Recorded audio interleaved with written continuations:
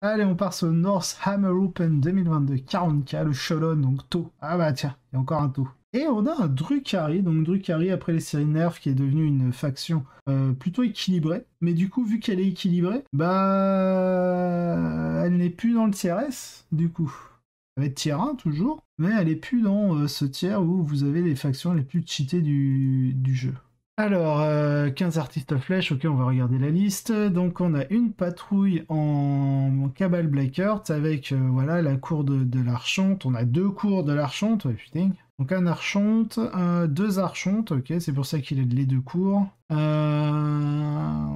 Ok, on a Cabalite Trueborn, donc ça, c'est ceux qui les améliorent. Donc, on l'a c'était à 2+, et qui, me semble, ignorent les malus pour tirer lorsqu'ils bougent. Donc ça veut dire qu'avec leur Dark Lance et leur Blaster, il n'a pas de -1 tout 8. Il joue deux Ravageurs, ok, avec les 3 Dark Lance. Un Raider, donc sûrement pour foutre ses Trueborn dedans. Ensuite, on a Artist of Flèche, donc Artist of Flèche, c'est -1 dégâts. Donc on a Drazar, on a 1, 2 unités de vrac, on a 1, 2, 3, 4, 5, 6, 2 x 6 grotesques, donc 12 grotesques. Ensuite, on a un autre Artist of Flèche, avec la succube, Precision Blow, Tolerate, ouais, Triptych Whip, ok, classique, Show Stealer, ok, vrac, vrac, vrac. Et encore une batterie de 6 grotesques, 1, 2, 3, 4, 5, 5 grotesques, pardon. 3, 4, 5, pardon, 5, 5, donc 10, 15 grotesques. Ok. Et en taux, donc là, on aurait un taux empire. Non, Farsight Enclave. Ok.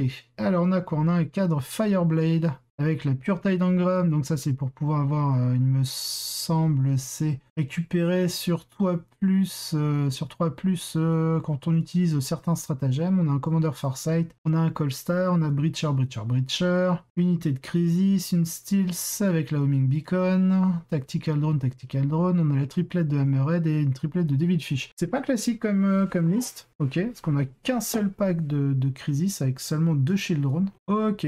Quel pourcentage d'une armée est-il possible d'abattre avec une seule utilisation de Drop Zone Clear? La réponse pourrait vous surprendre. C'est vrai. Par rapport à tout ce qu'on a lu avant, le fait qu'il n'y ait qu'une seule unité pour ça, ce jeu malheureusement est juste une erreur catastrophique dès le départ. Parce que cette liste taux est anathème à l'existence même de l'armée de Drukhari ici, et devrait la balayer du plateau avec une facilité absurde. L'équipe de bombardiers à pleine charge peut, donc de bombardiers, c'est ceux qui ont les airbursting. Pleine charge peuvent infliger une quantité préposturale. What the fuck? Postural, ça veut dire quoi? De dégâts au Drukhari, et ça doit être pendant le déploiement. Et ce dès le premier tour si la balise se déclenche. Et avec plus de 100 en moyenne tirs indirects par ronde. Attends, il en a mis combien des airbursts? 1, 2... Ah ouais, il a mis 3 airbursts. Il a combien de crisis? 1, 2, 3, 4, 5, 6 crisis. Donc 6 x 3, t'es à 18 des 6 tirs. La moyenne, c'est 18 divisé par 2 x 7. 63 tirs en moyenne. Ok. En full reroll des touches, full reroll des blesses. Ouais, bah ok, d'accord.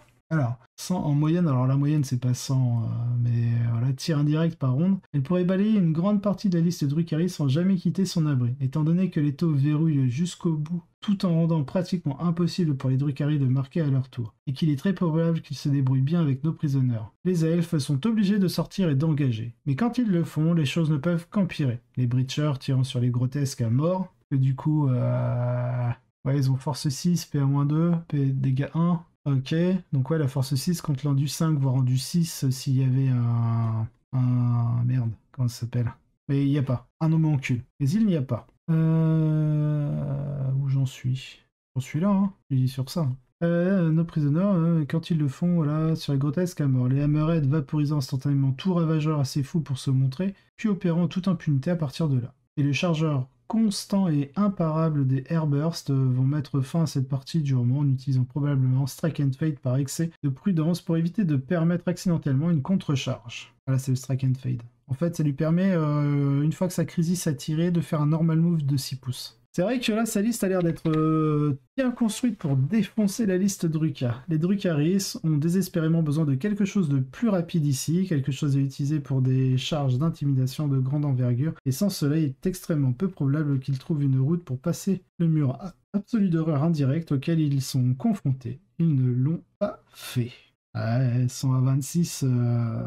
Là, pour moi, je pense que chez les taux, c'est pas des problèmes de PC, contrairement au custo, c'est vraiment des problèmes de points. Notamment chez les crisis. On verra bien hein, dans quelques mois quand ce sera nerf. Alors donc, du coup, vous courez et vous vous cachez. Les bombardements aériens et les tirs de SMS vous atteignent. Vous sortez pour essayer de coincer la gigantesque Team Crisis qui fait le tour du plateau avec Strike and Fade. Vous vous faites exploser en petits morceaux par les Hammerhead. Damnez si vous le faites, damnez si vous ne le faites pas. Et seules les listes ayant la portée nécessaire pour neutralité de l'une des deux sources de dégâts très rapidement auront une chance ici, étant donné que la plus petite marge de victoire obtenue par Rasmus sur 5 parties était de 42 points, il ne semble pas que les tentatives de défier l'Airbus Death Star se soient si bien passées. Donc 6 finissent à 4-1, hop. On a du Custo Empereur Chosen avec la légère nouveauté d'une escouade de 5 Vénatari au lieu de la 3e unité de Praetor, donc c'est les Vertus.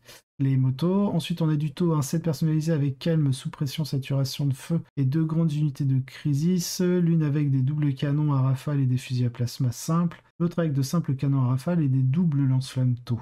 Un joueur Necron quand même, les Necrons de Novok avec tout un tas de Wraith et de Destroyer Scorpec et même quelques Destroyers Ophidiens. Ensuite on a du Custo en Empereur Chosen, Caledius, blablabla, Achillus, bref. On a une liste Black Templar à la 6ème place, avec le double chaplain et un gros bloc de frères d'épée. Et on a un joueur Drukhari en 7ème place, voire épreuve de force, donc voir le showdown, c'était...